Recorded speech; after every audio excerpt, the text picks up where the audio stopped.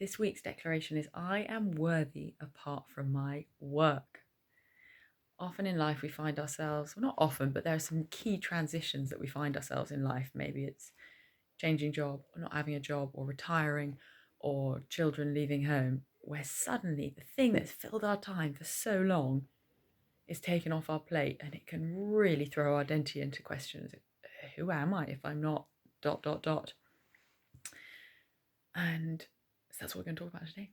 I heard a story about a mum of many children who once they were all away for some reason and she went to the supermarket by herself and she found herself just paralyzed. She was standing there in the supermarket going, oh my goodness, I don't even know what food I like.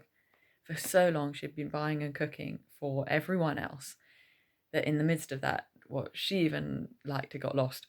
And I had this tiny glimpse of that the other night when, by some miracle, all three children were in bed at 7:30, and I was like, "Oh my gosh, what do I do with my evening?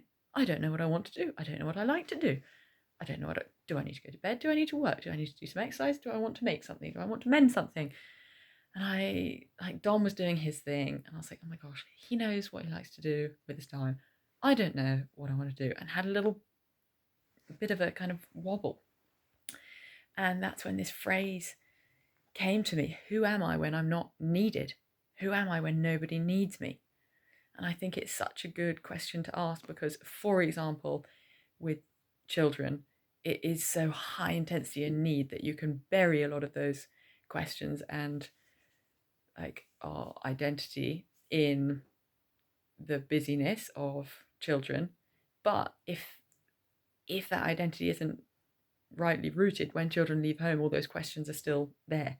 And that's when the emptiness nest syndrome can be the most powerful, and it really throws you. If I'm stripped of my worth because nobody needs me. Or, if you've covered other bits of pain with work, filled every gap, every search for identity with career and filling your time and being busy and being the best and succeeding. And then if that thing's taken away and you're left feeling naked and stripped, who am I without my work? So who am I who are you when nobody needs you? When your children don't need you or work doesn't need you, where does your identity lie?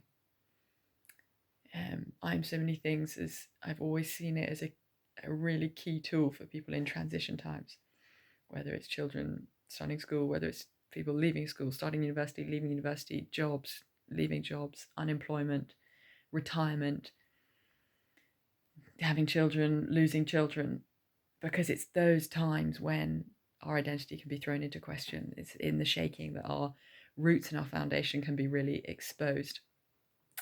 And in light of this one for me, where it was, who am I if no one needs me? Who am I in the evening when there's no pressing need?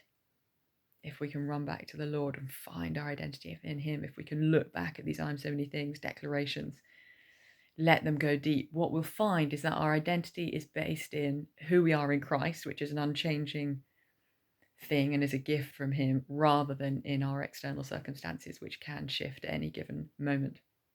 So that is what I'm pondering, and I hope that elicits helpful questions for you that do send you back to the feet of Jesus. Jesus, show me who I am. Show me who I am when no one needs me. Show me who I am when my job isn't what's defining me. And let Him speak to you about how He sees you, who He says you are, because that is the most important, and that is what will help us stand strong.